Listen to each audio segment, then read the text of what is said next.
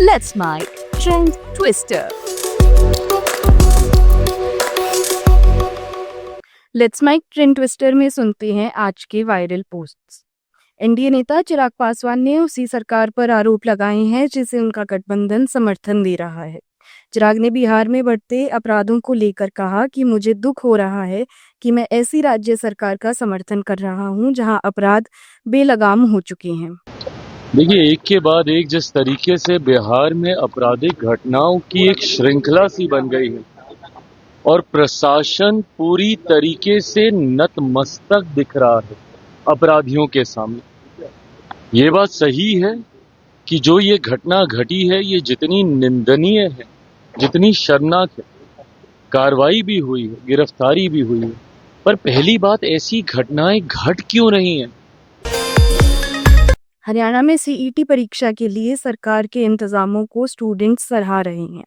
हरियाणा सरकार ने ऐसे ही कुछ स्टूडेंट्स के वीडियो शेयर किए हैं जो कह रहे हैं कि सरकार ने इस परीक्षा के लिए बसें और दूसरे इंतजाम किए जिससे उन्हें काफी राहत मिली। तो सादर नमस्ते, मैं पूजा, गांव बारड़ा। मेरा पेपर जैसे कि आप देख रहे हैं यूनिवर्सिटी के सामने काफी भीड़ है। सेंट्रल यूनिवर्सिटी में सेंटर था मेरा मॉर्निंग शिफ्ट में, तो जो हमारे हरियाणा रोडवेज की बसेस है उनकी अच्छी सुविधा के कारण हम टाइम पे यहाँ पे पहुंच पाए। प्राइवेट बसेस भी लगी हुई है, रोडवेज बसेस भी लगी हुई है, पानी की सुविधा भी अच्छी थी। सारी सुविधाएं गवर्नमेंट ने बहुत अच्छी दी है। बहुत बहुत धन्यवाद। मेरा नाम अंकित है, मैं सीईटी का अभ्यर्थी हूँ। पहली शिफ्ट में पेपर था, मेरा पेपर पूरा हो चुका है। मैं चक्की दादरी का रहने वाला हूँ और मैंने रोडवेज बस से अपनी यात्रा को संपन्न किया और प्रशासन की तरफ से बहुत ज्यादा सहयोग रहा और मुझे इसकी बहुत खुशी है। टाइम से मेरे पेपर पहुंच गया। संसदीय कार्य मंत्री किरण रिजिजू संसद ठीक से चले इसके लिए काफी सक्रिय हैं। आज उन्होंने कहा कि वे विपक्ष से चर्चा के लिए तैयार हैं। उन्होंने कहा कि मैंने पहले भी पहल की थी और आगे भी करता रहूंगा। पहले हम ऑपरेशन सिंदूर पे चर्चा करेंगे। ये ऑपोजिशन पार्टी का ही मांग था, सरकार ने एग्री पहले दिन से किया है।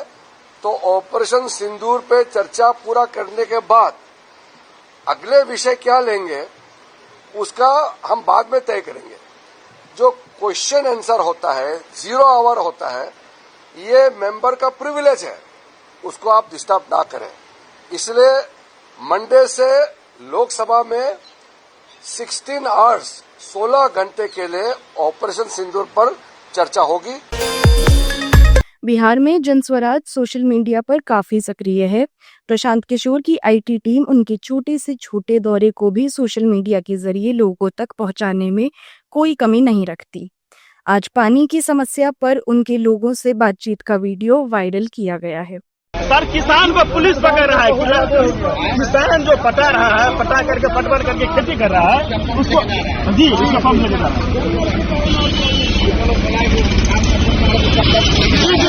लेकिन सूचना का ये भी नहीं सूचना देता है कि बंद करो। पूरा फेल है, पूरा हम लोग कब हुआ इसी 1 महीना से लगा, इस साल ज्यादा हुआ है और 1 महीना से ज्यादा हुआ है। 1 महीना से सब त्राहिमाम है। इस जुलाई से ज्यादा हुआ है, जुलाई का ज्यादा सुन नहीं रही है। ज्यादा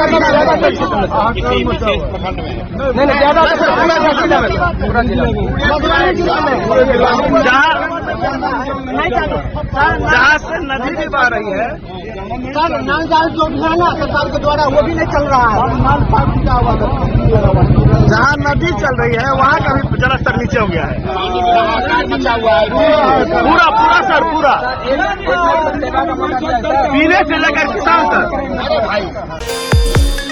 कांग्रेस अध्यक्ष मल्लिकार्जुन खड़गे का ओबीसी पर लेकर एक बयान वायरल है जिसमें वे कह रहे हैं कि मोदी जी पहले अपर कास्ट में थे लेकिन मुख्यमंत्री बनने के बाद उन्होंने अपनी कम्युनिटी को ओबीसी में डाल दिया। अब बैकवर्ड तो खुद ही मोदी साहब बोलते हैं। जब वो पहले अपर कास्ट में थे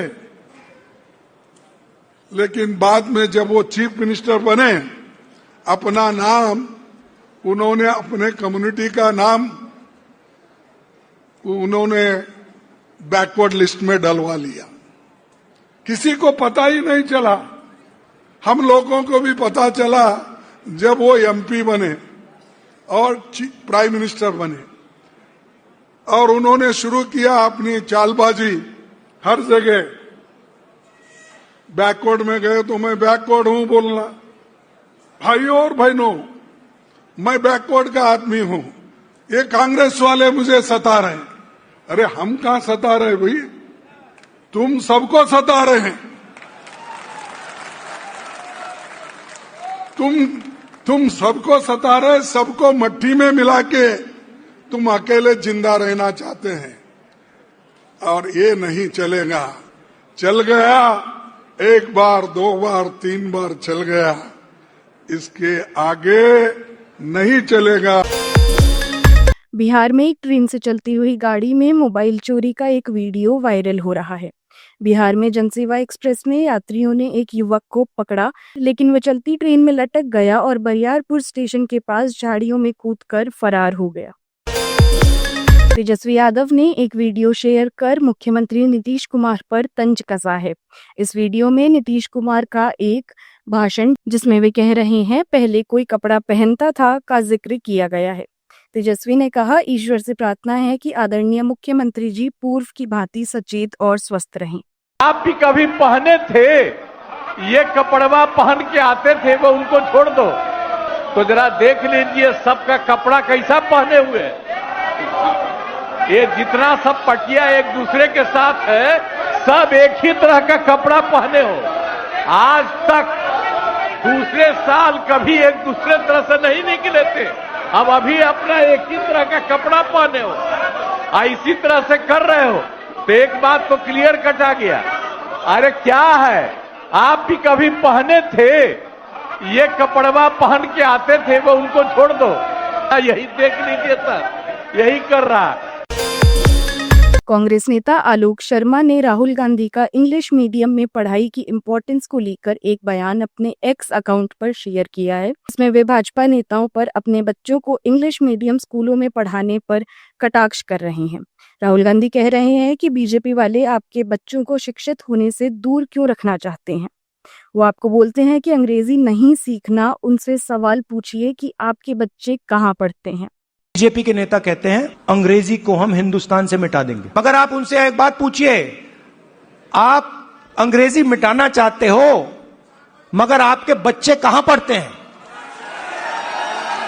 आपके बच्चे क्या हिंदी मीडियम में पढ़ते हैं या इंग्लिश मीडियम में पढ़ते हैं? आपके बच्चे लंदन में पढ़ते हैं, अमेरिका में पढ़ते हैं, वहां क्या हिंदी में पढ़ते हैं? वो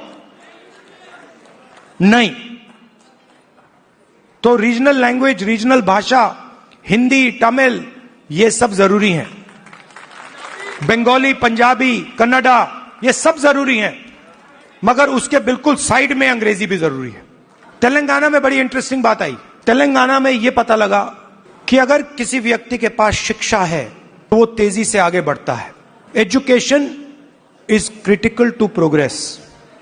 और तेलंगाना में दूसरी बात पता लगी कि अगर आपके पास शिक्षा है और अगर आपके पास अंग्रेजी भी है तो डबल बैरल प्रोग्रेस होती है। बिहार के चुनाव में जाति फिर अपना असर दिखाने लगी है। सम्राट चौधरी का एक वीडियो वायरल हो रहा है, जिसमें वे कुशवाहा समाज के लोगों को अपने नेताओं के बारे में सोचने की बात कह रहे हैं। कल भी ब्राह्मण श्रेष्ठ थे और आज भी ब्राह्मण श्रेष्ठ थे, और आपके ही मार्गदर्शन में ये बिहार चलेगा। और हम तो भगवान राम के भी वंशज हैं, और ठीक ही कहा, पंडित चाणक्य ने जो भारत देखा था, उस पंडित चाणक्य के शिष्य चंद्रगुप्त के भी वंशज हैं। हमारी तो पूरी रूपरेखा इसी पर निर्भर है। हम तो बिना आपके दाएं बाएं भी नहीं कर सकते, इतना स्पष्ट है। एक समय में मालदीव्स में इंडिया आउट के नारे लग रहे थे। पीएम मोदी के मालदीव्स दौरे पर बीजेपी ने एक वीडियो शेयर किया है और लिखा है कि आज मालदीव इंडिया फर्स्ट कहकर पीएम के स्वागत में रेड कारपेट बिछा रहा है। भारत आज सिर्फ एक देश नहीं बल्कि पूरे दक्षिण एशिया में स्थिरता और विकास की सबसे मजबूत नींव बन चुका है। मालदीव की आजादी के 60 साल पूरे होने के ऐतिहासिक अवसर पर भारत एक सच्चे मित्र, विकास भागीदार और रणनीतिक सहयोगी के रूप में मालदीव के साथ खड़ा है। और जब प्रधानमंत्री नरेंद्र मोदी इस समारोह में गेस्ट ऑफ ऑनर बनकर पहुंचते हैं तो वो सिर्फ एक राजनीतिक यात्रा नहीं होती बल्कि ये भरोसे, नेतृत्व और साझेदारी का उत्सव बन जाता है। एक समय वो भी आया था जब इंडिया आउट के नारे मालदीव में गूंजे थे और आज वही मालदीव इंडिया फर्स्ट कहकर प्रधानमंत्री मोदी के स्वागत में रेड कारपेट बिछा रहा है। ये बदलाव मामूली नहीं है, ये दिखाता है कि भारत अब सिर्फ एक पड़ोसी नहीं, एक विश्वास का प्रतीक बन चुका है। क्योंकि मालदीव ही नहीं, दक्षिण एशिया के तमाम देश ये जानते हैं कि दक्षिण एशिया में जब भी कोई संकट आता है तो वो भारत ही है जो सबसे पहले मदद के लिए हाथ आगे बढ़ाता है। फिर चाहे वो महामारी का दौर हो, समुद्री तूफान हो या कोई भी मानवीय संकट, भारत हर बार फर्स्ट रिस्पॉन्डर के रूप में खड़ा मिलता है। मोदी सरकार पड़ोसी देशों की आवश्यकताओं और आकांक्षाओं के अनुसार आवश्यक विकास सहायता प्रदान कर रही है। यही वजह है कि आज भारत को पड़ोसी नहीं बल्कि पूरे दक्षिण एशिया में भरोसे का दूसरा नाम कहा जाता है।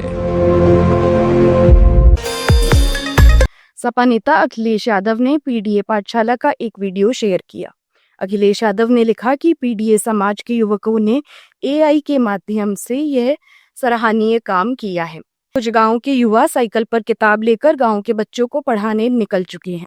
हर चीज को व्यापार समझने वाले भाजपाइयों को कोई समझाए कि शिक्षा लाभ हानि की तराजू पर तौली जाने वाली कोई चीज नहीं है।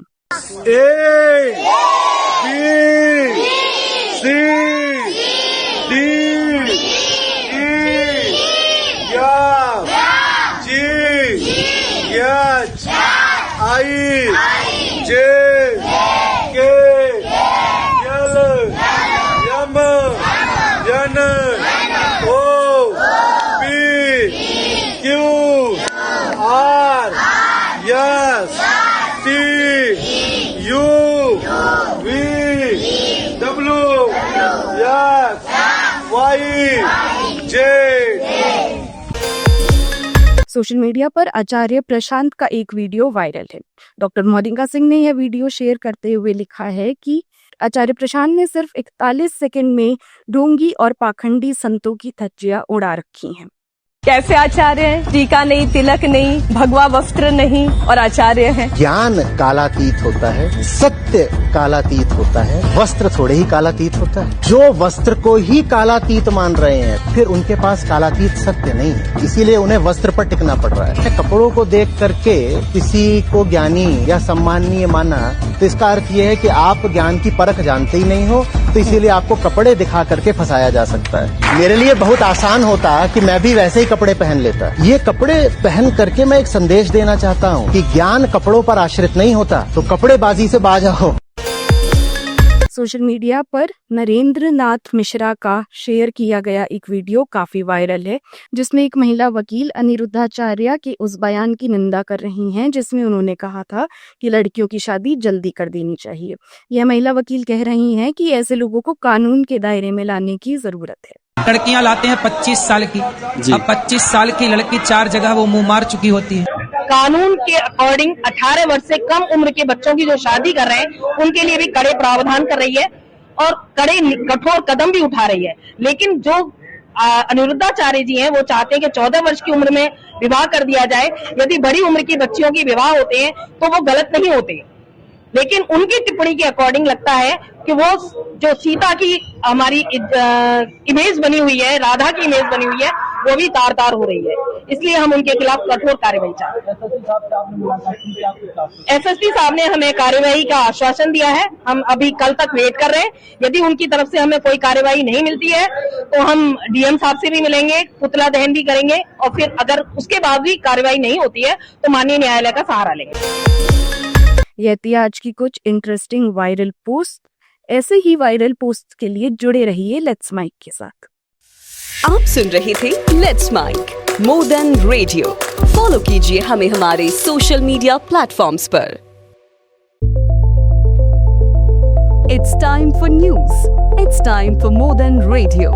Presenting the first radio news app, Let's Mic. Let's Mic, a news-based app on your phone where you get to watch and listen news, talk shows, interviews, radio show podcasts. On Let's Mic, you get all relevant information of TV, print, radio, podcast and digital. Let's Mic talks about every segment of life.